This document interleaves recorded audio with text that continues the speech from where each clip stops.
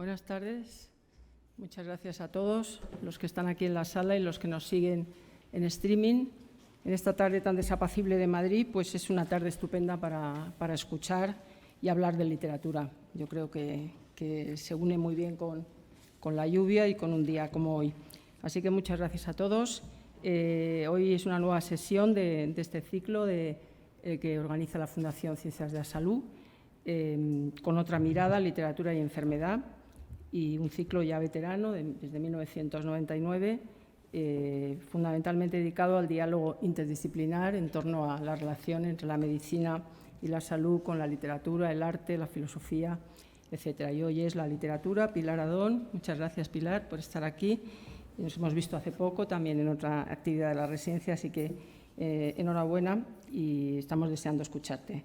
Y bueno, pues le paso la palabra sin más a José Miguel Coldefors, que es uno de los expatronos de la Fundación Ciencias de Salud y junto con Javier Puerto son los dos organizadores de este ciclo. Así que muchas gracias, José Miguel, y bueno, pues enhorabuena por el ciclo que es un ciclo pues muy interesante y también muy seguido. Muchas gracias.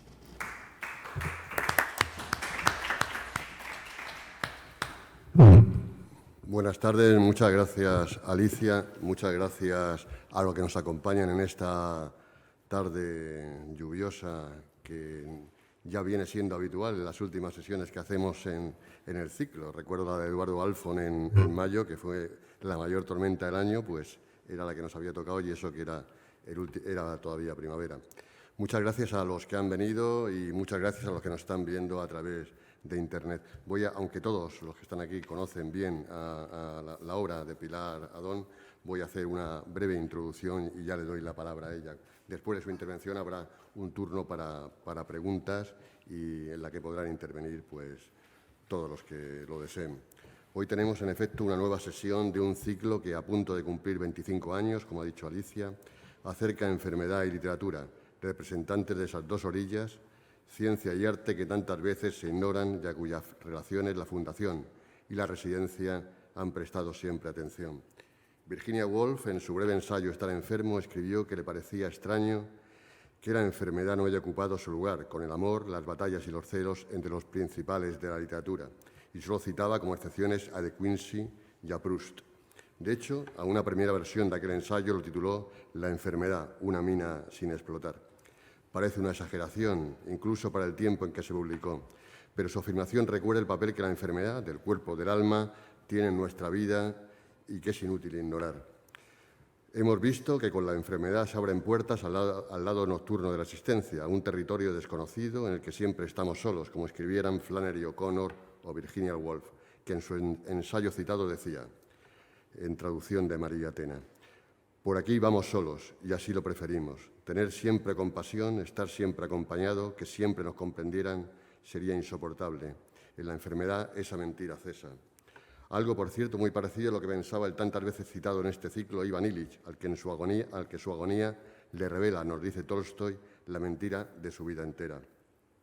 Hoy nos acompaña Pilar Adón, y es una gran alegría que sea así. Narradora y poeta, además de traductora y editora, este último año diversos reconocimientos la han confirmado como una autora imprescindible de la literatura española, algo que ya era desde hace mucho tiempo.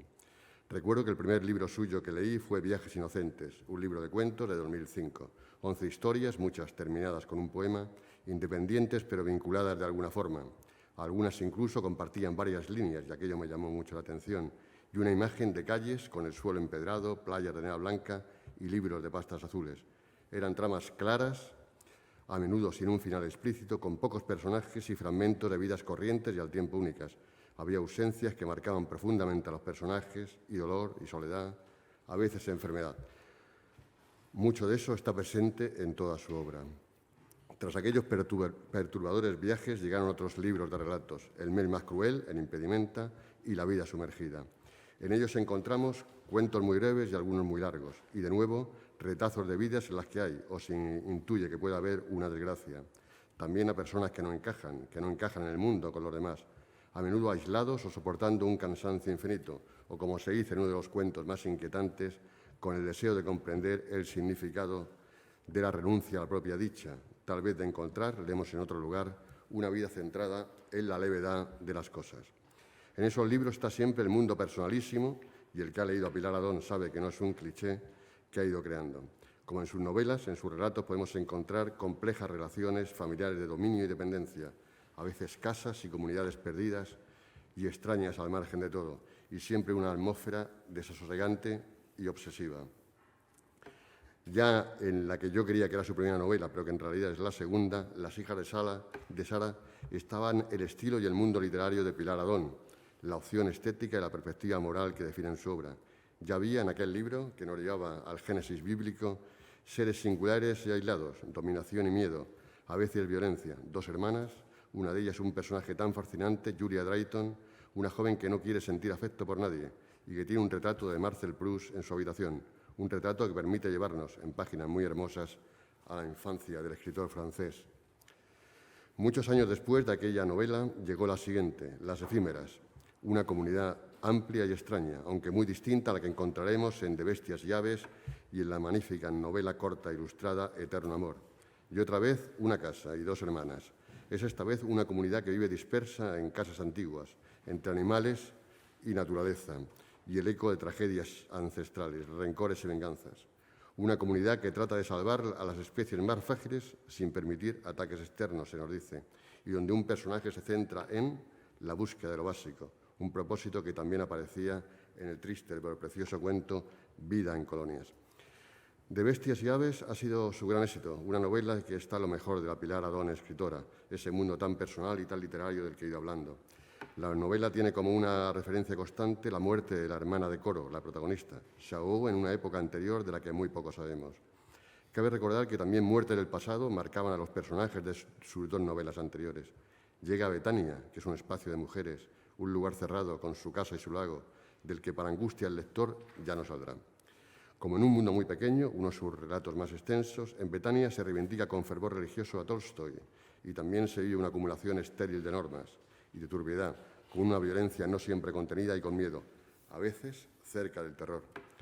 Decía su admirada Iris Murdoch en uno de sus ensayos que a través de la literatura nos es dado descubrir un nuevo sentido a la densidad de nuestra vida, y eso nos traen los libros de Pilar Adón, y siempre en toda su obra con el lenguaje como protagonista, donde las palabras importan y dan el sentido preciso a lo que se cuenta, a esos mundos inhóspitos de los que nunca podemos conocer todo.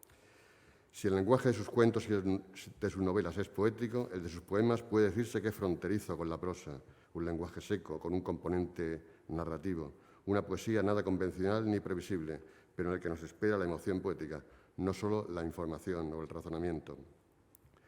Los poemarios de Pilar Adón tal vez tienen que ver, como decía Antonio Gamoneda, de su blues castellano, con la voluntad de convertir en poemas sucesos y estados de ánimo que dominaron su vida a lo largo de los años.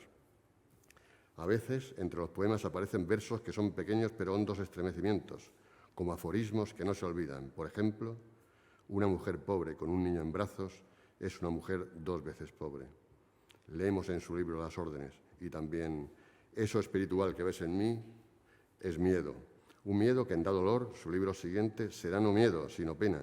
Y es que nos dice en el verso inicial, a veces el miedo finge no estar. En sus poemas, y ya termino, nos encontramos con bosques, soledad y silencio, con pájaros y otros animales, con historias de familia, de madres y padres enfermos o solos, de mujeres que no se doblegan, de infancia, de vejez.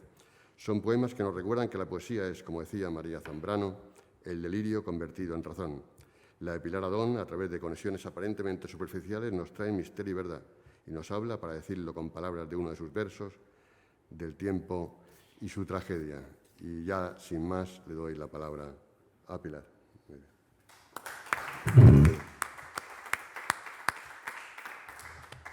Bueno, muchas gracias por tus palabras. Ha sido estupendo escucharte. Muchas gracias por invitarme a esta actividad.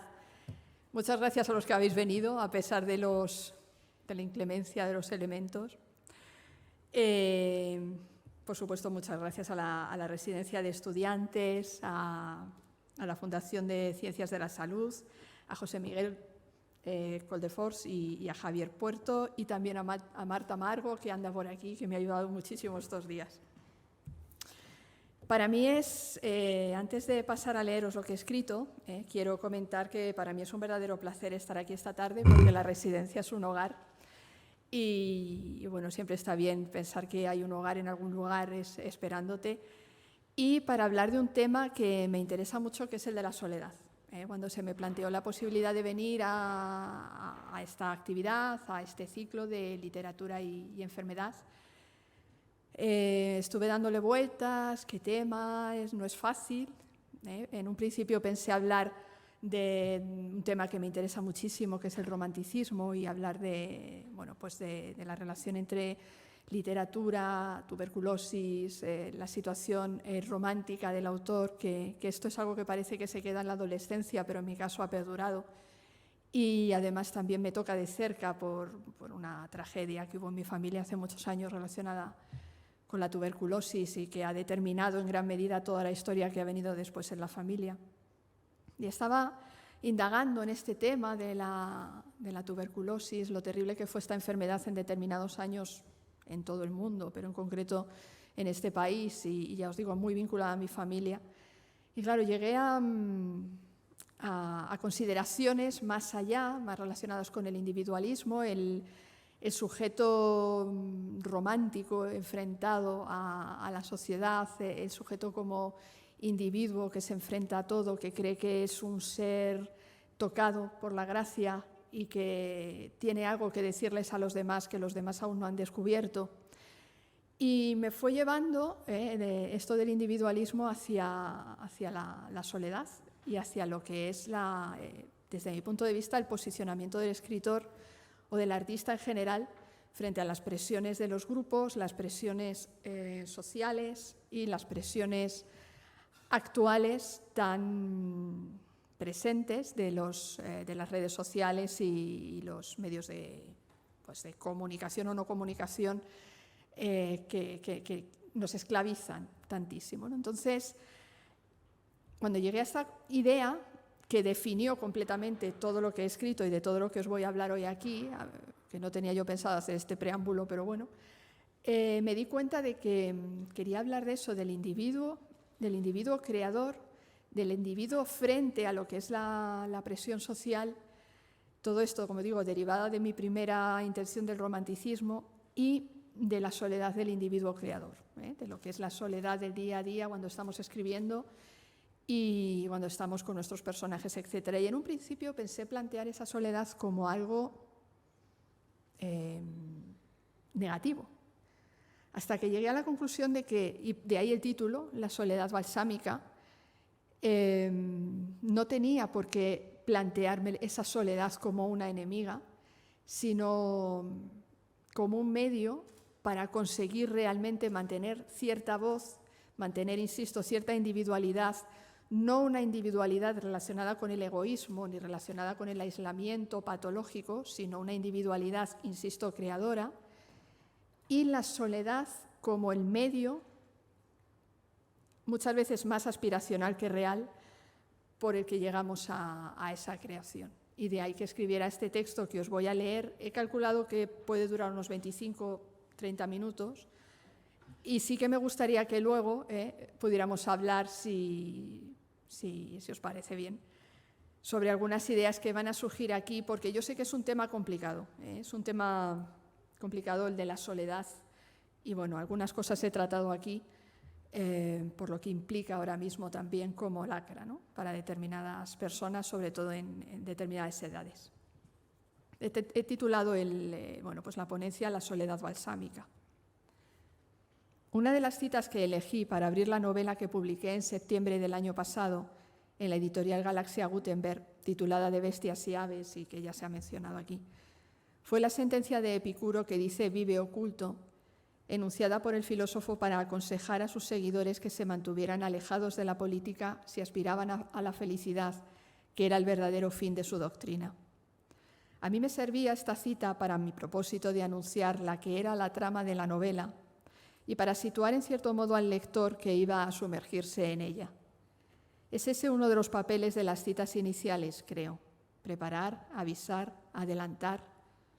Y la aspiración de gran parte de los personajes de esta novela es justo esa, la de vivir ocultos, así como lo es en general en todo lo que escribo, se trate de poesía o de prosa.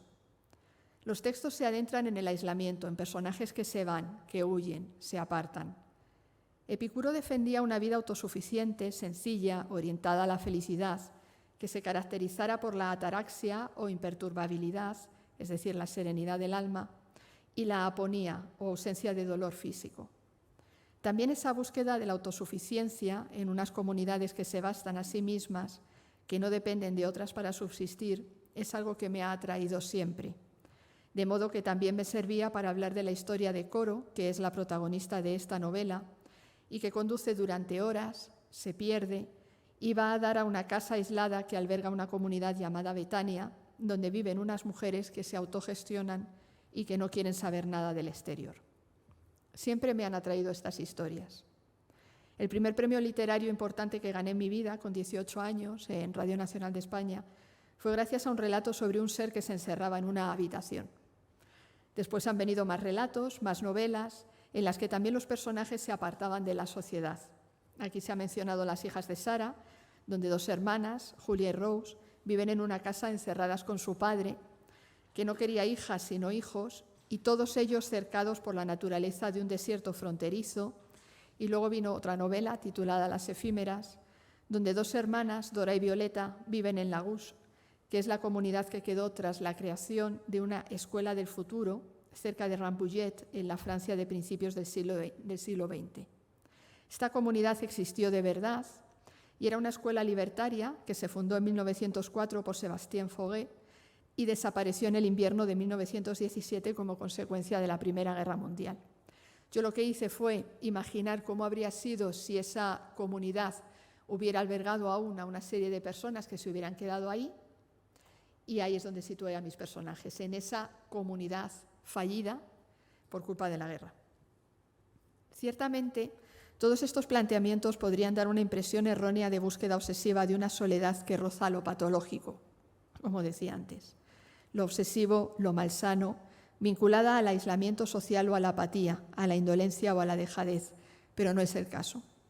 No es esa la soledad de la que se va a hablar aquí, sino de la voluntaria, la que buscan los personajes para huir de una sociedad que se les antoja disparatada.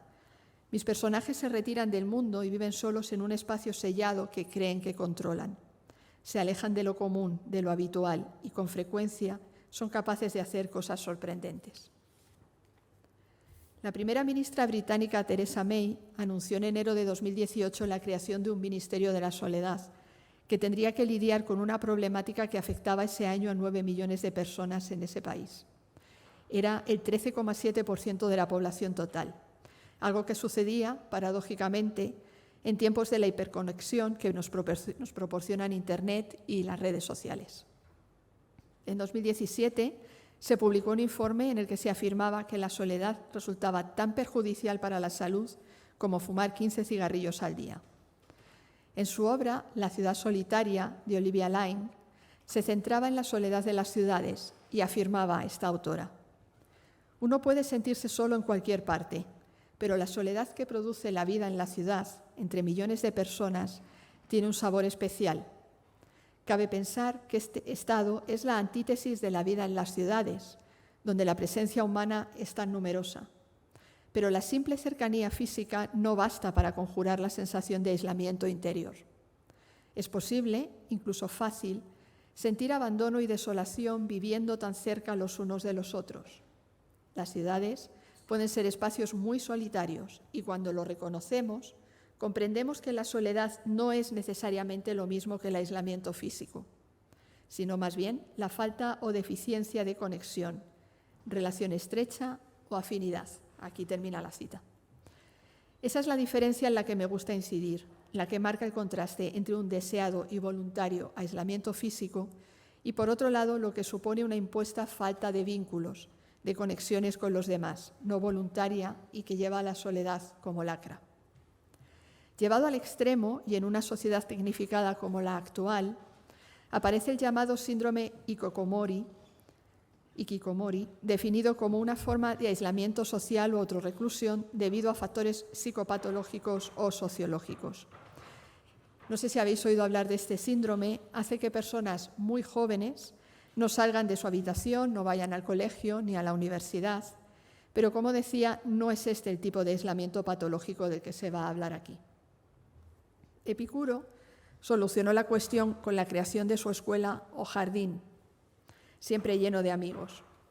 No se debe olvidar que si por algo se caracterizaba la filosofía de Epicuro, era por la capacidad del filósofo para huir de los excesos, lo que por lógica derivaría no en un aislamiento completo, sino en uno relativo, de modo que su vive oculto, del que hablábamos al principio, se aplica al alejamiento de la polis, a la huida de la ciudad, pero no al aislamiento del individuo como tal. Se aboga, en cambio, por el establecimiento de una comunidad de almas afines. Y esto es lo que se plantea también con frecuencia en mis novelas. La huida de los personajes no es la consecuencia de una patología, sino al contrario, el deseo de evitarla. Lo que temen es la posible alteración que les produciría una exposición excesiva a los usos sociales, a la presión del grupo, a los escollos que para la individualidad implica una vida en constante contacto con los demás, y rechazan la interacción continuada. En su caso, la búsqueda de la independencia deriva de la necesidad de individualidad frente a la inevitable presión que ejerce la colectividad. Esa necesidad, a la que me refería al principio, de mantener la identidad propia y no dejarse llevar por los vaivenes de lo social. Esta tendencia al retiro es la misma de la que habla en su obra Soledad voluntaria el filósofo francés Olivier Rémaux, publicada en castellano por Galonero en octubre de 2022, donde podemos leer la siguiente frase: se impone la idea de que necesitemos tratar con los demás tanto como no hacerlo. De ahí que diferencia la soledad balsámica, aquella que buscan mis personajes, que viene a ser una soledad voluntaria, de la soledad dañina, la que resulta insana, la involuntaria, la que se genera no cuando el individuo se separa de la sociedad, sino a la inversa, cuando es la sociedad la que aísla al individuo. La soledad no implica no sentirse parte de un algo mayor, no estar conectado. Esa es la soledad dañina. Si pensamos en la famosa dicotomía entre estar solo y sentirse solo, lo desolador surge al sentirse solo, cuando se experimenta esa impresión de no pertenecer a un grupo que preste apoyo, que esté ahí. Siempre me ha interesado el recogimiento, el encierro, la clausura, en espacios vinculados a la naturaleza, espacios apartados de las ciudades. El repliegue a un lugar remoto en el que poder ser autosuficiente. Con frecuencia en el seno de comunidades que se autorregulan, que marcan sus normas sin atacar las ajenas y de la mano de un ideal filosófico. Desde comunas utópicas a falansterios, desde comunidades rurales a sociedades y experimentos libertarios. Desgraciadamente, en la mayoría de los casos el experimento sale mal y acaba pervirtiéndose. Una utopía es un espacio, un estado que por definición no existe. Desde que Tomás Moro acuñara el término, queda claro que su propia idea incluye un fracaso.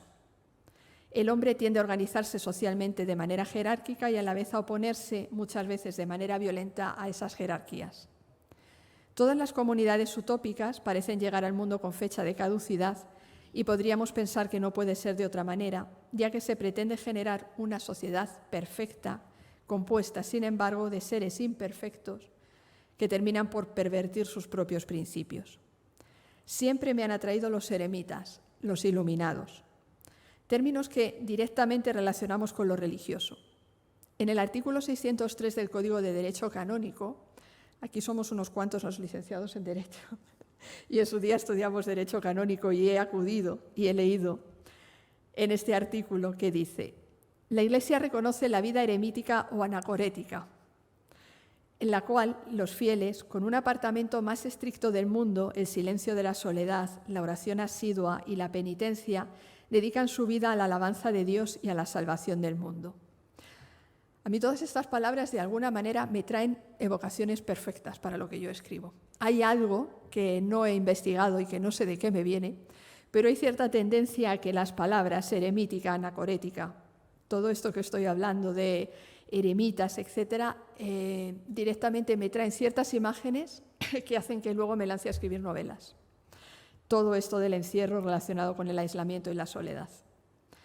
A continuación, en este artículo del Código de Derecho Canónico se menciona también a los ermitaños. El término eremita aparece en el DRAE como sinónimo de ermitaño, persona que vive en soledad, o persona que vive en una ermita y cuida de ella. Los anacoretas vienen definidos como las personas que viven en un lugar solitario, entregadas enteramente a la contemplación y a la penitencia. Y los ascetas son las personas que, en busca de la perfección espiritual, viven en la renuncia de lo mundano y en la disciplina de las exigencias del cuerpo. En el ensayo Confianza en uno mismo, de 1841, el filósofo y escritor Ralph Waldo Emerson declaraba: «Lo único que me concierne es lo que debo hacer, no lo que la gente crea que debo hacer». En esta máxima, tan difícil en la vida práctica como en la intelectual, reside la entera distinción entre grandeza y mediocridad. Es la más ardua porque siempre encontrarás a aquellos que creen saber mejor que tú en qué consiste tu deber. Es fácil vivir en el mundo siguiendo los dictados del mundo. Es fácil vivir en soledad según nuestros propios dictados. Pero el gran hombre es aquel que, en medio de la multitud, mantiene con impecable dulzura la independencia de la soledad. Yo durante un tiempo, seguramente guiada por esta tendencia mía a la soledad y a la autosuficiencia, a la gestión propia de recursos, etc., leí muchísimo a los trascendentalistas estadounidenses, leí mucho a Emerson, leí mucho a Thoreau, del que ahora voy a mencionar también algunas frases, y también derivado, supongo, ese interés mío de ese trascendentalismo que estaba directamente vinculado a la naturaleza. Yo me recuerdo esta frase que acabo de leerles, la tengo muy, muy subrayada en este ensayo Confianza en uno mismo, y supongo que eso nos pasa a todos cuando estamos leyendo algo que nos interesa mucho, queremos comulgar con las ideas de los escritores a los que leemos. Y yo me recuerdo, bueno, tendrían que ver mis libros, están completamente subrayados con anotaciones, hasta que llegué a unas frases de Emerson, y ahora también hablaré un poco de la naturaleza, en las que Emerson, ahí tuve que discrepar con Emerson, porque Emerson le daba un afán finalista a la naturaleza. Es algo que yo me resisto a hacer desde hace mucho tiempo, adjetivar la naturaleza y darle ese afán finalista, que él venía a decir algo así como que la naturaleza estaba ahí para que el ser humano se deleitara en su contemplación y de alguna manera creciera, ¿no? No son las palabras exactas, evidentemente, no las tengo aquí, pero venía a decir algo así, ¿no? Establecía ese finalismo de está ahí para que el ser humano, al contemplar la naturaleza, se sintiera mejor persona y, por tanto, actuara en consecuencia. Y yo me recuerdo muy osadamente poniendo un no al lado de esta frase de Emerson, porque realmente mi opinión es que la naturaleza está ahí, no para nosotros. La naturaleza nos precede, esperemos que nos sobreviva y simplemente convive o convivimos nosotros con ella. Pero ya les digo que tuve un afán lector de estas obras del trascendentalismo estadounidense y se las recomiendo. Siguiendo esta declaración de Emerson y sin querer caer en el exceso ni en la generalización, me parece que tanto la soledad del lector como la del escritor son soledades relativas. Lo es la soledad que necesitamos para leer porque realmente nunca estamos solos mentalmente. Los personajes nos rodean, sus palabras nos hablan, sus acciones nos afectan, creando ese estado en el que nos internamos cada vez que aceptamos el famoso pacto ficcional y decidimos formar parte de una trama, de un mundo de ficción que de repente pasa a ser auténtico y real. Esa soledad para la lectura, es la que hemos buscado muchos desde niños, sin que obedeciera en realidad a ninguna estrategia, a ningún plan preconcebido, sin que nuestros padres nos condujeran necesariamente hacia ello. Muchas veces contra viento y marea, buscando que nos dejaran solos físicamente para poder leer. En un banco, en un parque, en clase, en nuestra habitación. Esa soledad voluntaria que era a veces incluso criticada porque lo que se buscaba de los niños, hablo de mi época, yo nací en 1971, era que salieran a jugar con otros niños y no tanto que los niños, en este caso yo como niña, nos quedáramos encerrados en la habitación, dedicados completamente a la lectura. Yo me acuerdo que yo me quedaba en mi habitación, y dentro de mi habitación me metía debajo de la mesa. Hasta ese punto llega ese afán mío por el aislamiento del encierro con mis libros. Me metía debajo de una mesa, era mi mesa donde hacía los deberes, una mesa camilla, y ahí dentro metía mi material escolar, mis libros, mis lápices, mi material de papelería que tanto me gustaba. Y claro, esto no se veía muy normal, porque lo ideal era eso, que saliéramos a jugar con otros niños. A este respecto, me parece interesante la perspectiva que se plantea en la conferencia segunda de Elizabeth Costello de Coetzee, titulada La novela en África, cuando cuenta cómo la protagonista, que se ha embarcado en un crucero en el que le pagan por dar una charla y por mezclarse con los otros pasajeros, coincide con otro de los escritores invitados, un nigeriano, que afirma: cuando visitamos grandes ciudades europeas como París o Londres, nos fijamos en cuánta gente saca libros de sus bolsas y bolsillos en los trenes y se retira a mundos solitarios. Cada vez que sale el libro es como si levantaran un letrero: dejadme en paz, estoy leyendo, dice el letrero. Lo que estoy leyendo es más interesante de lo que puedes ser tú. Aquí acaba la cita. Similar es la idea que apunta Pascal Quignard en su magnífico libro publicado en 2015. Este libro también se lo recomiendo muchísimo, si les interesa el tema, y si no también, porque es pura poesía. El libro se titula Sobre la idea de una comunidad de solitarios y reúne 2 conferencias ofrecidas por Quignard en 2012 y en 2014. En él podemos leer, fíjense qué frase: el solitario es una de las encarnaciones más bellas que haya revestido la humanidad, que no es nada en sí misma comparada con los paisajes de las cimas, los lagos, las nieves y las nubes que coronan las montañas. Claro, Quignard aquí no es objetivo. Él está hablando de la comunidad de solitarios porque él mismo es un gran solitario y está utilizando estos términos tan interesantes juntos, que es comunidad de solitarios. Es un poco lo que venimos hablando desde el principio también con Epicuro, como en su jardín hablaba de una comunidad de almas afines. Él tiene otra frase maravillosa también que dice: todos aquellos que leen están solos en el mundo con su único ejemplar. Forman la comunidad misteriosa de los lectores. Es una compañía de solitarios. También de una comunidad de lectores escribe la autora estadounidense Marilynne Robinson, que también les recomiendo. Y ella, al hablar de la noción de comunidad como comunidad literaria, especifica, y aquí cito, que consiste en gran medida en un ejercicio de amor imaginativo hacia gente que no conocemos o conocemos solo muy superficialmente.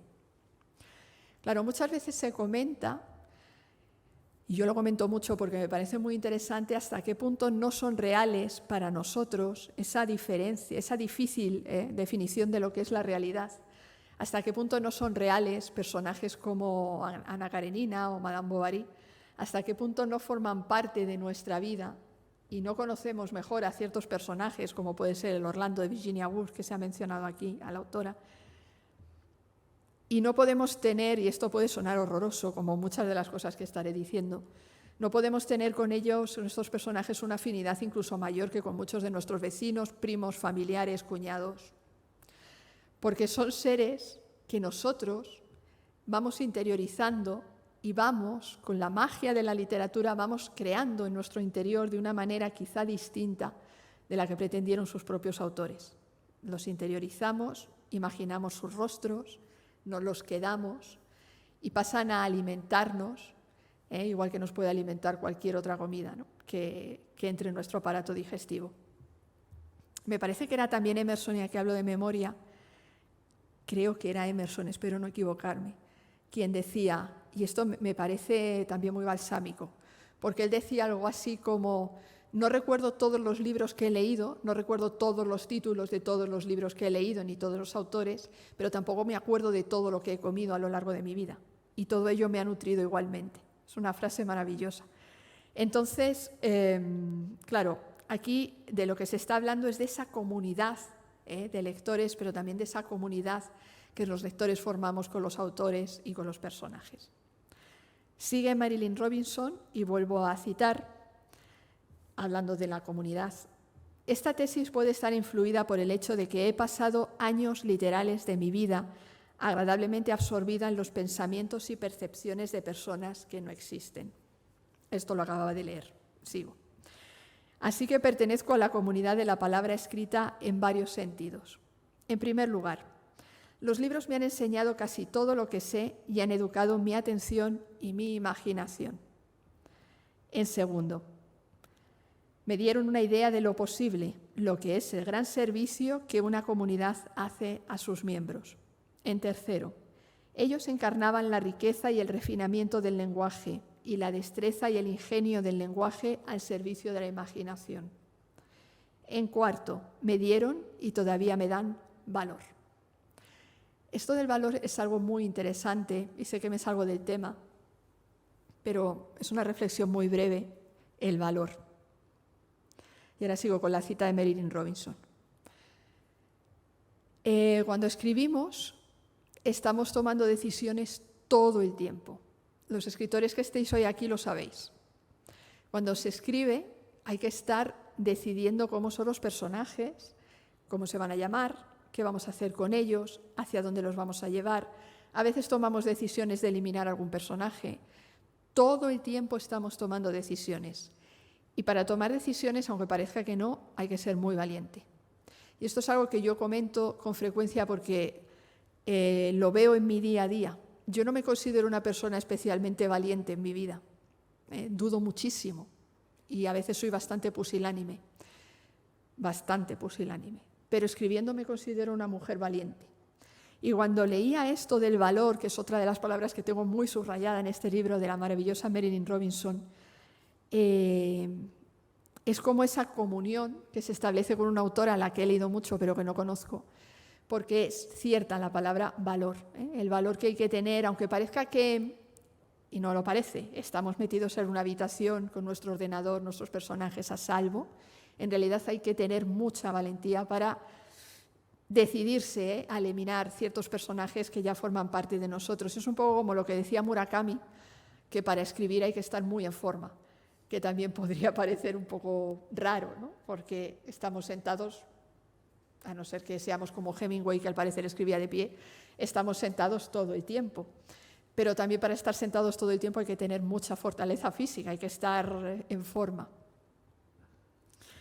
Y sigo. En cuarto, me dieron y todavía me dan valor. A veces, cuando llevo días en mi estudio soñando un mundo mientras el mundo mismo resplandece al otro lado de mis ventanas, olvidándome de llamar a mi madre, porque uno de los seres inexistentes se ha presentado con una idea que me interesa, pienso.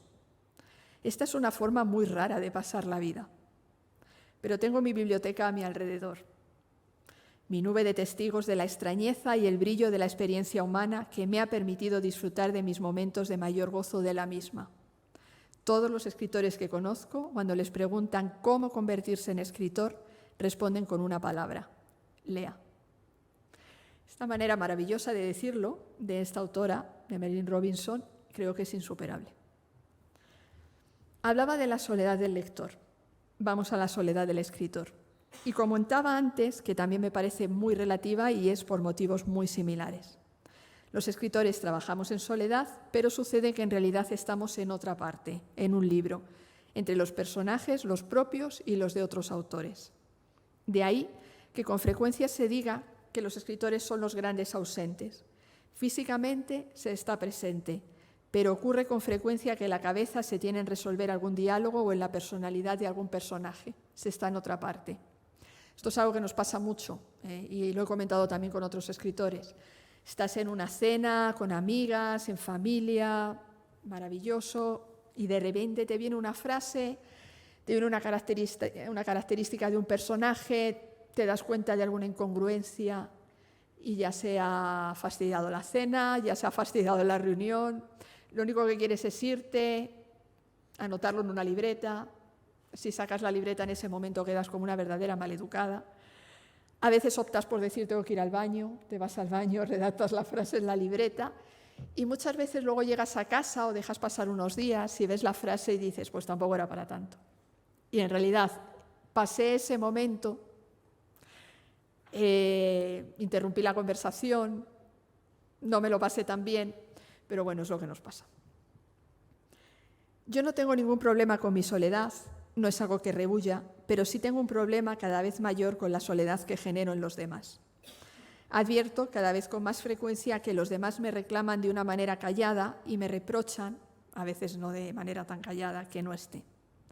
De modo que me preocupa la soledad que de manera involuntaria, por hacer lo que hago, provoco en los demás, en mis seres queridos. En cualquier caso, esa soledad, sea física y real o sea mental, desaparece en el momento de la exhibición pública de lo creado. Ahí entramos en otra realidad, el paso es enorme y con frecuencia desconcertante. Se da esa dicotomía de la que hablo con frecuencia, en la que pasamos de estar totalmente encerrados y solos a dar charlas y a reunirnos con lectores en un mismo día, a veces en cuestión de horas. A este respecto, otra escritora estadounidense, Joy Williams, habla en uno de sus ensayos del escritor como ser contradictorio. Es el gran solitario, pero a la vez es el gran exhibicionista. Necesita publicar, ser entrevistado, que le pregunten. Volviendo a Olivier Renaud, en su Soledad voluntaria, él apunta: ¿podría ser que la soledad voluntaria fuera una manera de vivir en sociedad? Y que ese modo de vida social también nos permitiese disfrutar plenamente de la soledad. Entre los adeptos a la soledad hay uno que propuso la fórmula para llevar una vida desconectada y conectada a la vez, y es Henry David Thoreau. El 4 de julio del año 1845, coincidiendo con la celebración del Día de la Independencia estadounidense, ya les mencionaba un poco antes a Thoreau, el filósofo, escritor, agrimensor y carpintero Henry David Thoreau, que dijo de sí mismo: «Tengo tantos oficios como dedos», se fue a vivir cerca del lago Walden, en los bosques próximos a Concord, en una cabaña de madera que él mismo había construido. Su propósito era el de vivir deliberadamente, esto es una cita, y ver si podía aprender lo que la vida tenía que enseñar, no fuera que cuando estuviera por morir descubriera que no había vivido. Pasó allí 2 años, 2 meses, solo, desde julio de 1845 hasta septiembre de 1847, con alguna visita esporádica de curiosos y amigos, escribiendo, extrayendo el máximo de los pequeños sucesos, atendiendo a los sonidos de la naturaleza y, sobre todo, viviendo y disfrutando de cada segundo de vida, de cada descubrimiento, de cada lectura y de su soledad. Vivió con muy pocas cosas, llevando a la práctica la que fuera la norma principal de su filosofía y que decía: simplicidad, simplicidad, simplicidad. Aunque siempre fuera consciente de que su proyecto no era el de convertirse en un ermitaño aislado del mundo, y así él mismo declaraba que ese no era su carácter, sino el de vivir plenamente, de modo que con regularidad acudía a la casa familiar para comer y además iba a la ciudad para pasear, enterarse de las últimas noticias acaecidas cerca y lejos. Uno de los frutos de esas experiencias fue el libro Walden, y en él podemos leer: «Cuando escribí las páginas que siguen, o bien la mayoría de ellas, vivía solo en los bosques, a 1 milla de distancia de cualquier vecino, en una casa que yo mismo había construido a orillas de la laguna de Walden en Concord, Massachusetts. Y me ganaba la vida únicamente con el trabajo de mis manos». Uno de los fragmentos más conocidos de Walden dice: «Fui a los bosques porque quería vivir deliberadamente, enfrentarme solo a los hechos esenciales de la vida y ver si podía aprender lo que la vida tenía que enseñarme». Thoreau insistía en ese vivir deliberadamente. Para él era esencial que considerásemos el modo en que pasamos nuestras vidas. Uno de sus aforismos dice: «Nunca es demasiado tarde para renunciar a nuestros prejuicios». Esta filosofía, en la que obviamente el tema de la soledad está muy presente, ha resultado enormemente influyente en multitud de personas que, atrapadas años después por esa poética de la salvación, la sencillez y la autenticidad, decidieron dejarlo todo y perderse en lo salvaje, a veces con consecuencias trágicas, como en el caso de Christopher McCandless, cuya historia se narra en el libro Hacia rutas salvajes. No sé si lo habrán leído o han visto la película. Hay una película sobre esta novela. Bueno, no es una novela, es la vida de Christopher McCandless, escrita por Jon Krakauer. Y este muchacho, Christopher McCandless, pareció olvidar que Thoreau vivía en unas tierras que pertenecían a Emerson y que podía ir a su casa, como les decía, a descansar y a comer cuantas veces quisiera. Ya voy a terminar y pasamos, si quieren, a hablar. Es conocida la frase de Pascal: todas las desdichas del hombre se derivan del hecho de no ser capaz de estar tranquilamente sentado y solo en una habitación. Y así regresamos a la noción de soledad voluntaria, balsámica, necesaria para crear y contrapuesta a la soledad impuesta. Yo misma llevo toda la vida escribiendo, como les decía, sobre personajes que se aíslan, que huyen y se van al campo, donde se autoabastecen y se hacen fuertes. Recorren el monte, tienen perros, se apartan casi siempre para que les dejen en paz, para que nadie les mire ni les interrogue sobre lo que hacen o dejan de hacer. Buscan una libertad que ha de ser también mental para no caer en la claustrofobia. El único problema de la soledad dañina, no voluntaria, es esa sensación de no pertenencia, no sentirse parte de algo mayor. Esa es la gran lacra de la soledad en la vejez. Nos enseñan a dejar de ser niños y pasar a la preadolescencia y a la adolescencia. Nos enseñan a ser padres, pero no hay mucho esmero en enseñarnos a ser viejos. En una sociedad que idealiza la juventud, pero en la que cada vez somos más viejos, deberíamos prestar más atención a este hecho y establecer de una vez que no podemos permitir que alcanzar determinadas edades se convierta en un estigma. Antes el anciano era acogido por los hijos, era consultado. Ahora se les encierra, se les ata a una silla en los asilos para que no se escapen, se les encierra y se les aísla. Al respecto de esto, les voy a hacer ya dos citas. Una al respecto de esto de una autora a la que he traducido, Edith Wharton, que dice algo que me parece muy interesante en su obra Una mirada atrás. Ella dice: la vejez no existe, solo existe la pena. Con el paso del tiempo he aprendido que esto, aunque cierto, no es toda la verdad. Otro generador de vejez es el hábito, el mortífero proceso de hacer lo mismo de la misma manera a la misma hora, día tras día. Primero por negligencia, luego por inclinación y al final por inercia o cobardía. Afortunadamente, la vida inconsecuente no es la única alternativa, pues tan ruinoso como la rutina es el capricho. El hábito es necesario, pero es el hábito de tener hábitos, de convertir una vereda en camino trillado, lo que una debe combatir intensamente si quiere continuar viva. Pese a la enfermedad, a despecho incluso del enemigo principal que es la pena, una puede continuar viva mucho más allá de la fecha usual de desintegración si no le teme al cambio, si su curiosidad intelectual es insaciable, si se interesa por las grandes cosas y es feliz con las pequeñas. Y para terminar, les voy a leer un texto de Pascal Bruckner, que está en su obra Un buen hijo, y que también me parece como un buen resumen de lo que he estado intentando contarles. Pascal Bruckner dice: lo que hace a un artista es la resistencia, la voluntad de perseverar pese a las dudas, las malas críticas. Yo ejerzo una profesión cercana a la reclusión voluntaria. Escribir es encerrarse. El despacho es una prisión que nos abre las puertas de la libertad. De niño, adoraba los retiros en monasterios con sus largas horas de meditación y plegaria que tenían como función intensificar el silencio. Ahora llevo la trapa en mí. Tengo la celda en mi casa. Me enclaustro durante todo el día y solo salgo por la noche para encontrarme con mis contemporáneos. Si he resuelto una dificultad o he terminado una página, me considero el hombre más afortunado. Me levanto por la mañana escuchando alguna cantata de Bach, la única prueba convincente de la existencia de Dios, como bien dijo alguien, agazapado en mi tebaida, trabajando con música, en la cálida proximidad de los miles de volúmenes que me rodean, me siento increíblemente privilegiado.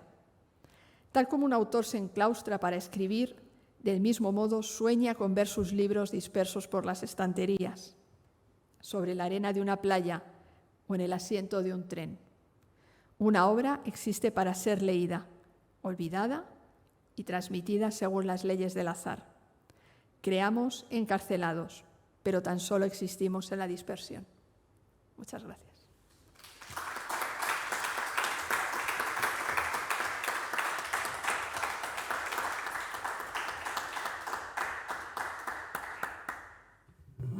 Muchas gracias, Pilar, por estas reflexiones sobre la soledad, la lectura, la escritura, en fin, tantas cosas, las citas, Pascal, Bruckner.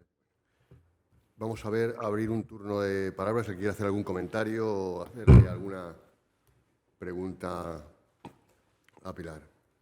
Guillermo. Sí, buenas tardes, Pilar. Primero, soy Guillermo de Juan, director de la Fundación de Ciencias de la Salud. Perdón que he llegado 5 minutos tarde. Gracias por estar aquí en este ciclo y debo decir que me ha encantado lo que nos has contado. Y, de hecho, ayer estuve dando vueltas un poco al título de esta conferencia de la soledad balsámica y la verdad es que el título me apasionó. O sea, el concepto, como bien has explicado, de soledad balsámica. Y debo decir que soy un firme creyente que toda actividad creativa tiene mucho que ver con la soledad. Yo también soy abogado y algunos de mis escritos en mi ejercicio profesional tienen que ver mucho con ese momento de la soledad al hacer un texto. Pero también estuve y recordé una conversación que, por ejemplo, tuve hace años con un creador, Antonio López, que sigue vivo, que le preguntaba de cómo era posible que se pudiera abstraer de tal manera cuando pintaba, con la cantidad de gente que pasaba alrededor, porque él siempre solía pintar, y lo sigue haciendo en exteriores, ¿no? Y él decía que eso exactamente, que él se veía solo con su obra y tenía una cierta relación íntima difícilmente explicable. Y viendo un poco sobre este tema de la soledad, tuve ocasión de revisar algunas cosas, bueno, algo que había leído, y me llamó la atención, hay una autora francesa, en otras cosas que has nombrado, muchos autores, ¿no? Pero recordé que hay una autora francesa que me gusta especialmente porque fue directora de cine, es Marguerite Duras. Ella tiene una obra que es maravillosa, que es Hiroshima Mon Amour, que luego hizo una película de la Nouvelle Vague, y bueno. Pero ella tiene una obra que se llama Escribir, ¿no? Y exactamente, curiosamente, te voy a leer solamente lo que dice respecto a la soledad. Dice: la soledad está constituida también como compañera, puesto que sin la soledad pareciera no existir escritura. ¿No existir? O sea, escritura. O sea, en el fondo viene a reflejar esa relación íntima de que el escribir es estar solo. Y habla también, como tú has comentado en algún autor, que para escribir lo mejor es leer. Habla también de la lectura. Bueno, y luego, por último, un comentario más que también me gustó porque tuve ocasión de verlo y has hablado de él, lo tengo aquí, perdonad. Curiosamente, en el discurso de aceptación del Premio Nobel, Ernest Hemingway, nada más empezar, dice: escribir al mejor nivel conlleva una vida solitaria. Las organizaciones, esto tiene gracia, tenía sentido del humor, las organizaciones para premiar escritores mitigan la soledad del escritor, pero dudo que mejoren su escritura. Dice: crece en estatura pública a medida que se despoja de su soledad y a menudo su trabajo se deteriora debido a que realiza su trabajo en soledad. Y si es un escritor suficientemente bueno, cada día deberá enfrentarse a la eternidad o a su ausencia. O sea, que es un poco también el carácter ese, aunque decías que escribía de pie, no lo sé, de la soledad. Por tanto, el tema realmente me apasiona. Y la pregunta un poco más mundana: en tu día a día, ¿cómo gestionas esa soledad? Porque la vida es muy complicada, al final, familia, amigos, tiempo para ti, como has dicho, redes sociales, hay mucho ruido fuera. ¿Qué tal llevas la soledad escribiendo? Esa era la pregunta. Bueno, muchas gracias por lo que has comentado. Creo recordar, porque yo durante un tiempo leí muchísimo a Marguerite Duras, muchísimo. Hay veces que elijo o me elige una autora, un autor y leo prácticamente todo de Iris Murdoch. He leído muchísimo, no todo, pero he leído muchísimo. Y de Marguerite Duras, ya te digo, leí mucho. Es una autora muy peligrosa porque tiene un estilo personalísimo, suyo, solo de ella, y no hay que dejarse influir en absoluto. Y creo que ella decía algo así como que el escritor tenía que ser capaz de escribir en cualquier lugar, que daba igual si estuviera en su habitación, en un tren, en un aeropuerto, por esa capacidad que mencionabas antes de ser capaz de aislarse, ¿no? Creo que también era ella quien decía que lo primero que tiene que hacer un escritor al levantarse es hacer la cama. Porque si tú escribes en la habitación y tienes la cama detrás, siempre está la tentación de irse otra vez, ¿no?, a dormir. A ver, obviamente quiero comentaros que, claro, todas las citas de todos los autores que yo he elegido hoy están elegidos de una manera obviamente interesada, porque todas las frases que he ido mencionando, todas las citas que he ido eligiendo hoy, que he ido leyendo, están apoyándome, ¿no? Están como empujando a mi favor, están soplando a favor mío de la teoría que yo quería plantear hoy aquí, ¿no? Y el título de Pascal Quignard es que es perfecto, sobre la idea de una comunidad de solitarios, ¿no? Entonces, respondiendo, intentando juntar la comunidad y la soledad. Igual que lo decía, ya os digo, Marilyn Robinson, la comunidad de lectores. Yo además, obviamente, como casi todos, no vivo de lo que escribo, no vivo de los royalties ni de los adelantos. Yo tengo una editorial que se llama Impedimenta, entonces tengo que estar presente con la editorial, aunque trabajo mucho a distancia, ciertamente el teletrabajo me ha venido muy bien. ¿Cómo lo hago? Antes lo comentaba, he sido capaz de desarrollar unas estrategias mentales que jamás imaginé que pudiera desarrollar, ya con mis 52 años. Yo puedo estar conectada a un programa que tenemos de trabajo a distancia, email, WhatsApp, y cuando entran determinados mensajes que veo que son urgentes, obedezco, inmediatamente les atiendo, respondo. Si tengo que hacer un paratexto, si tengo que hacer una contra, si tengo que hacer una bio, tengo que repasar una newsletter, lo que sea, lo hago, y una vez hecho, sigo con mi escritura. Entonces, es una soledad peculiar, porque como digo, trabajo a distancia, trabajo en mi casa o trabajo en una casa que tengo en un pueblo en Toledo, que era el pueblo de mis padres, y ahí sí que, pues eso, puedo estar aislada, puedo estar en soledad, pero es una soledad llena de voces, de estímulos, de, como te digo, me entra un email, me entra un WhatsApp, Ahora mismo te reconozco que una escritura continuada, es decir, voy a estar 2 horas, 3 horas en soledad, en silencio, sin interferencias, escribiendo, solo escribiendo, a no ser que me levantara a las 4 de la mañana, para mí es imposible. Es imposible. ¿Sabes dónde he conseguido empezar a escribir? Tomar notas, más bien, en los trenes. En los trenes escribo bien y consigo aislarme. Y luego está el sueño dorado de decir, a ver si consigo irme a una casa realmente en la que aislarme y dedicarme a escribir, pero en mi situación actual, que es lo que me decías, que es por lo que me preguntabas, no me lo puedo permitir. ¿Qué es lo que sucede con esta manera de escritura? Es muy intensa, es, siguiendo un poco lo que decíamos de Thoreau, aprovechar cada segundo, igual que aprovecho cada segundo cuando estoy con mis amigos o aprovecho cada segundo de cuando puedo viajar, intentar aprovechar cada segundo, pero sí que es verdad que a veces puede rozar un poco lo patológico, lo enfermizo, porque luego supone corregir muchísimo y vincular y ver que se mantiene la voz y que todo casa. Yo realmente tengo la sensación de que yo me voy a vivir a las casas sobre las que escribo. Todas mis novelas suceden en alguna casa y esa casa viene a ser como el hogar en el que yo resido durante el tiempo que estoy escribiendo. Pero claro, de esta manera que os hablo, ¿no? Entonces es muy, muy, muy difícil y es lo que os decía antes del escritor como el gran ausente.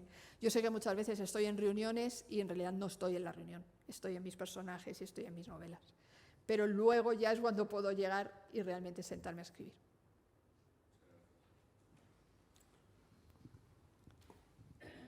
Bueno, muchas gracias, Pilar, por esta conferencia fascinante. Muchas gracias también a Guillermo por citar a Marguerite Duras. Yo, desde luego, ese libro para mí es lo mejor que he leído sobre escribir. También tengo que decir que cuando yo empecé a escribir leyendo Déjeuner entiers dans les arbres, creo que en castellano se llama Días enteros en las ramas, Sí, no en los árboles. maravilloso. Pero recuerdo cuando leí ese libro, cuando estaba en la universidad, que dije yo, hay otra forma de escribir, distinta de todo lo que he leído hasta ahora, ¿no? Entonces, bueno, Duras creo que viene muy a cuento. Hay muchísimas cosas muy interesantes de lo que has comentado, pero quería preguntarte sobre una, citando a Thoreau, decías que dijo que se iba a vivir a Walden para vivir deliberadamente. Y a mí me interesa mucho esa idea de hacer las cosas deliberadamente, porque además hay un mito por ahí de que las personas que escribimos tenemos una inspiración, ¿no? Y entonces escribimos a lomos de la inspiración. Bueno, y yo entiendo, a ver, no sé cómo ves tú esto, que hay una parte, no una parte, creo que el componente más importante es, en escribir tiene que ser deliberado, y parte de eso puede ser lo que dices tú de la soledad, y bueno, me siento muy identificada con lo que dices de escribir en momentos raros, en el tren y tal, porque hay muy poca gente, no es el caso anglosajón, pero aquí hay muy pocas personas que vivan de escribir, nada más. Y bueno, creo que mucha gente ha tenido que tener una vida doble o triple, ¿no? A lo mejor sin ser carpinteros como Thoreau, y por tanto la deliberación me parece importante. No sé cómo lo es. Sí, hay una autora que se llama Cynthia Ozick, por lo que decías de la inspiración y tal, que esta frase también me gusta mucho mencionarla porque creo que lo explica muy bien. En una ocasión le preguntaron a Cynthia Ozick que si ella pensaba que existían las musas y que si existía la inspiración. Y entonces ella dijo que claro que existen las musas, pero ella no se refería a las musas que podemos imaginar como estos seres etéreos que vienen, ¿no? Ella venía a decir algo así, no es exactamente esa palabra, pero ella venía a decir que claro que existen las musas y que pueden ser muy puñeteras, porque te agarran y hasta que no les das lo que buscan, hasta que no escuchas y te sientas y escribes, no te sueltan. Eso es lo que hace que, como os decía antes, muchas veces estás pues eso, en una cena o estás en cualquier cosa y de repente te agarra, pero que no es que te agarre una musa alada y bien hechora, o sea, es esta obsesión que tenemos con este run con los personajes y tal, que no se van, y hasta que no escribes lo que sea no paras, ¿no?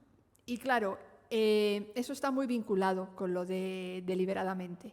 Estoy totalmente de acuerdo, porque puede suceder muchas veces, y creo que esto es terrible, he hecho lo que he podido, esto es lo que me ha salido, esta es mi creación, esto lo oímos con frecuencia, esto es lo que yo he escrito, y como hablaba al principio, ¿no? del individuo como ser creador y tal, esto es algo que solo he podido decir yo, ya, pero no hay que escribir lo que sale, sino lo que queremos escribir. De ahí, que creo que está muy relacionado con lo que dices de deliberadamente, de ahí que luego toque corregir y enfrentarse a lo que hemos escrito y tener el valor, esa fuerza de la que hablaba antes, de esto no es lo que yo quería, esto no sirve, esto va a la papelera. Muchas veces hemos escrito, hemos corregido, hemos pulido, hemos dado por bueno, dejamos reposar y al cabo de 5 o 10 días, un mes, lo volvemos a mirar y esto no es lo que yo quería. En ese momento hay que tener el valor de decir esto no sirve y lo vuelvo a intentar otra vez. Eso es deliberadamente. Hay que escribir lo que queremos escribir, no vale cualquier cosa, porque entonces no estamos haciendo literatura, no estamos haciendo arte, no estamos expresándonos realmente, y vuelvo otra vez al principio, como individuos, estamos haciendo lo que nos sale. Entonces sí, estoy totalmente de acuerdo.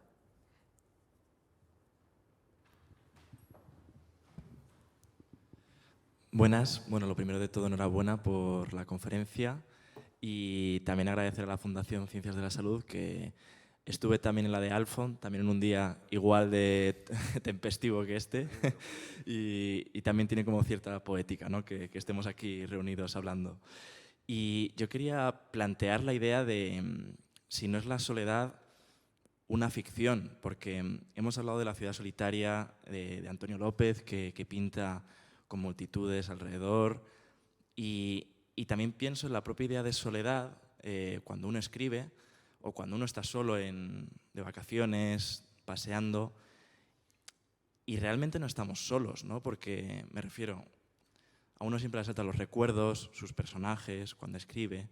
Entonces también creo, ¿no?, que hay como una especie de vínculo entre la soledad y la ficción, y que realmente incluso cuando estamos solos, y menos ahora, ¿no? Bueno, y yo, que mi generación tiene tantas redes sociales, que esa necesidad de presencia en el mundo virtual, si la propia idea que tenemos de soledad es una ficción creada, como el personaje de Ana Karenina, de Hamlet, ¿no? Como estos personajes que nos asaltan estando solos. Y bueno, quería plantear esa idea, ¿no? en una conferencia sobre la soledad, la idea de si es la soledad una ficción. Claro, por eso decía que tanto la soledad del lector, que también, fíjate lo que decíamos, ¿no?, en esta conferencia del personaje Elizabeth Costello de Coetzee, que hablaba de eso, de la soledad que se ve en determinados lectores de determinadas culturas. Cuando ponemos un libro frente a nosotros, parece que estamos rechazando a los demás, ¿no? Es como decir, no te me acerques porque estoy leyendo, y lo que hay aquí dentro me resulta más interesante que lo que me puedas ofrecer tú. Esa era la visión que daba este escritor, ¿no?, en el barco, de lo que hablábamos de esa conferencia. Pero en cualquier caso, por eso decía que es relativa. La soledad voluntaria, no la impuesta, que no tiene nada que ver con lo que decía de la vejez y la soledad patológica, esta lacra y todas estas cosas. La soledad voluntaria es una soledad que manejamos. Entonces es una soledad tramposa, por decirlo de alguna manera, porque ciertamente es lo que apuntaban, nunca estamos solos. Estamos solos físicamente, pero no nos sentimos solos. El gran problema es, este es el topicazo, es sentirse solo, ¿no? No es un tópico, es algo que se menciona con mucha frecuencia. Entonces, ciertamente es una soledad con muchos reclamos, muchas voces que nos llaman, que te llevan a otros personajes, que te llevan a otros lugares. Hay cientos de citas sobre la soledad, sobre la lectura, sobre cómo se viaja con la lectura. Hay un verso maravilloso de Emily Dickinson, que creo que no he apuntado y lo tenía que haber apuntado, es maravilloso, que dice algo así como: estaría más sola sin mi soledad, o algo por el estilo, ¿no? Entonces, sí que anoté, por ejemplo, de Cortázar, que esto no se lo he leído, pero bueno, de Cortázar se decía que era un solitario deseoso de tener amigos, pero muy apegado a la soledad, ¿no? Entonces, claro, esa soledad de la que hablamos, la voluntaria, siempre es relativa, siempre. Siempre no es la soledad de la que se habla, de la que hablan en la ciudad solitaria, es otro tipo. Decías, fíjate, el verso de Dickinson, yo recuerdo uno de Juan Ramón, me parece que era, que es muy bonito: soledad, me eres fiel. Fiel. Se ve que al final siempre podía acudir a la soledad y apartarse del mundo que estaba. Has hablado mucho de claro, la soledad del escritor y la soledad de los lectores, y me gusta que te hayas referido a eso, porque realmente los escritores, lo que hacéis al final, tenéis un producto, o los pintores o los músicos, que se ve, pero realmente lo que es para estudiar es los que leemos mucho, el pasarte horas y horas en un mundo que no va a otro sitio, que tú te vas con los personajes, sales a la calle y vas con ellos, pero no se ha traducido eso en nada. Y cuando te pones a pensar las miles y miles de horas que has hecho con eso, y tú vas tranquilo con Swan o con quien sea, y vas por nada, y no te hace falta nadie. Y en cuanto a la gente se aísla con un libro, también, efectivamente, a las nuevas generaciones, bueno, y los que son no tan jóvenes, en el metro, que yo voy de vez en cuando y veo a la gente, el 95% va con su teléfono. Yo, cuando veo a alguien leyendo, he tenido la tentación de acercarme y darle un abrazo. Claro, no habría muchas oportunidades, porque son una o dos personas las que veo en muchísimas semanas, pero es una soledad también la del lector muy singular, como has dicho, ¿verdad? Sí, y es justamente de lo que hablaban eso, Pascal Quiñar o Merlin Robinson, de esa comunidad de lectores que ciertamente parece que te sientes identificado, te sientes más próximo, porque de una manera extrañísima, muy difícil de definir, se genera esa comunidad. A ver, como decía, todo es un texto obviamente subjetivo y es un texto obviamente elaborado para que las ideas cuadraran con lo que yo quería plantear. Es verdad que he leído, porque también es un tema que me interesa mucho, llevo mucho tiempo hablando y pensando sobre la soledad, y en algún fragmento he comentado que a mí mi soledad voluntaria actualmente no me genera problemas, pero sí me empieza a generar problemas la soledad que yo veo que genero en otros. Entonces, obviamente he leído mucho sobre el individuo que aspira a este tipo de situaciones personales y relacionadas de alguna manera con lo social, como individualismo egoísta, relacionado con el nihilismo, relacionado directamente ya en el plano económico y político, porque parece mentira como todo. Lo que pasa es que habéis visto que esto ni siquiera lo he mencionado, pero sí que lo menciono ahora. Todo al final, de alguna manera, pasa por el rodillo de lo político y de lo económico. Entonces, directamente se lleva a este tipo de afán o de constatación de la realidad, a lo político y lo económico, y entonces se habla pues del neoliberalismo, del capitalismo feroz, de cómo el individuo no quiere saber nada de otros individuos para imponerse. En fin, todas estas teorías directamente las he dejado fuera. Es muy frecuente que se una el adjetivo egoísta al adjetivo de, o sea, a la realidad de ciertas prácticas que al final necesitamos hacer para poder crear, para poder escribir. Entonces, todo eso he decidido dejarlo fuera. No sé si hay alguna pregunta más. Sabiniano Medrano. Muchas gracias. Bueno, la verdad es que has dicho cosas muy interesantes, una enorme cantidad de sugestiones muy diferentes en relación. Yo estaba pensando un poco en relación, y es en relación con lo último que has estado ahora comentando.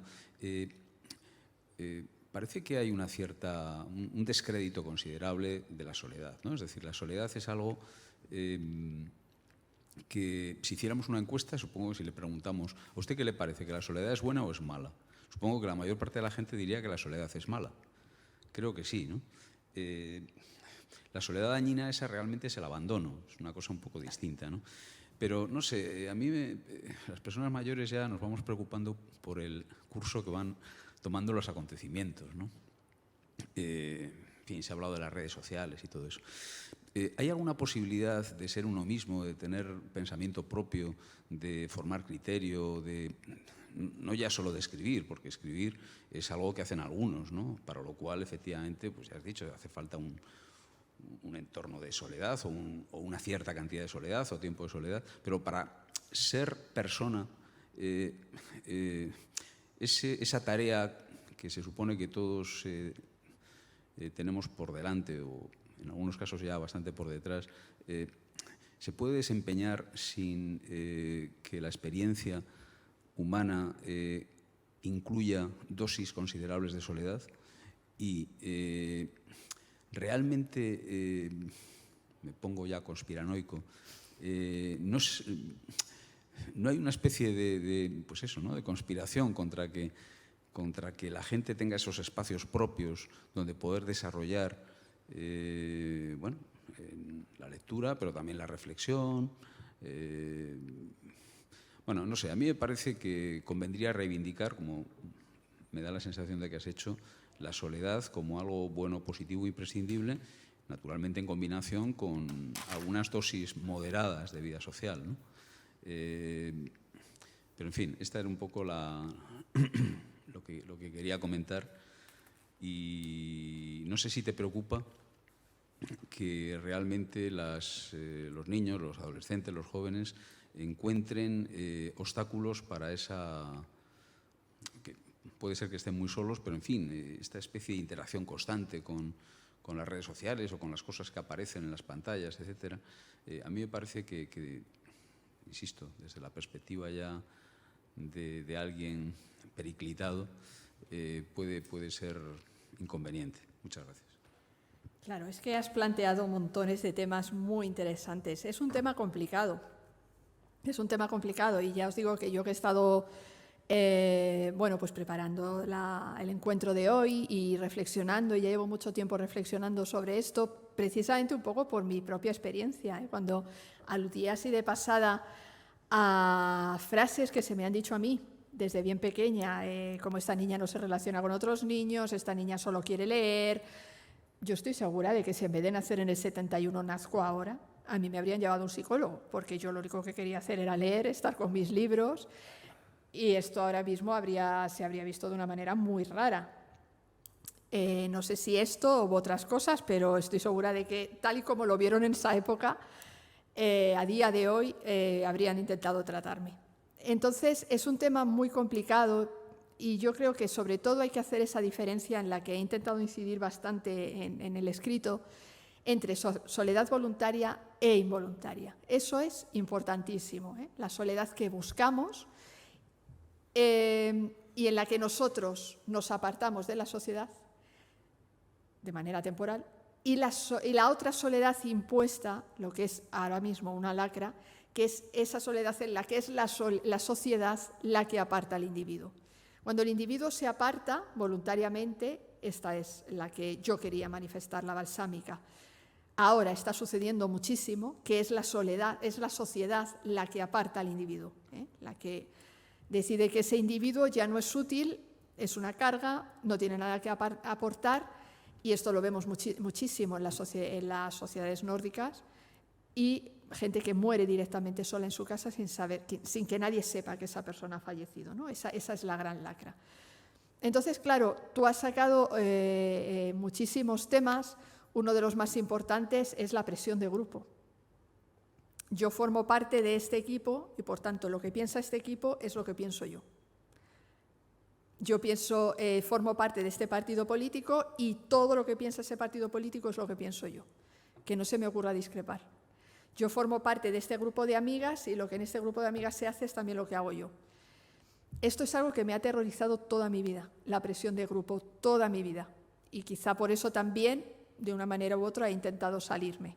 La presión de grupo, desde mi punto de vista, existe, es evidente, y aniquila el afán de hacer otras cosas, la individualidad, la voz propia, etc. Entonces, en una sociedad como la actual, que creo, y ya es entrar en otros temas y lo mismo ni tenemos tiempo, pero que está tan determinada por situaciones como bloques, ¿no?, que se van generando, y parece que si mueves un pie ya estás perdido, ¿no? No se fomenta esa individualidad, no se fomenta la creación. Empezaba hablando del romanticismo y de los creadores. Yo recuerdo estar absolutamente fascinada de niña por determinados creadores que me parecían absolutos genios, excéntricos, extraños. Todas estas palabras ahora, excéntrico, extraño, especial, los raros. Hay algo en nosotros, no sé si es que nos asustan o no podemos meterlos, insisto, en esos bloques, que inmediatamente los reconducimos. Y vosotros a lo mejor sabéis mucho más que yo de esto, ¿no? Pero inmediatamente etiquetamos y en cuanto etiquetamos, reconducimos. Y a mí eso me parece terrible, terrible, porque aplaca y acaba directamente con lo que es la voz interior y también exterior del ser humano. Entonces son temas muy, muy complicados. Y ya para terminar, lo que has apuntado de las redes sociales y los chicos jóvenes, que en realidad se relacionan mucho, pero se relacionan solos. Es una situación muy, muy extraña, porque muchas veces es lo que hablaba del hikikomori, creo que se llama, ¿no? De chavales que están muy relacionados con el exterior, pero no salen de su habitación. Y esto está pasando y creo que es terrible, ¿no? Entonces, claro, es un tema, ya te digo, que daría para mucho, pero yo he querido dirigirlo directamente hacia la creación. Muy bien, pues vamos a ir a terminar. Como decías tú antes, tiene su poética estos encuentros con poca gente, con la lluvia fuera. Especialmente nos pasó el día de Alfon, ya pasa hoy, pero ha sido doblemente privilegiado encontrar, nada solos, una comunidad de gente con vocación de salir en día de lluvia a la salvación por las palabras, que diría tu querida Iris Murdoch. Muchas gracias, Pilar, muchas gracias a todos ustedes y hasta la próxima sesión. Gracias.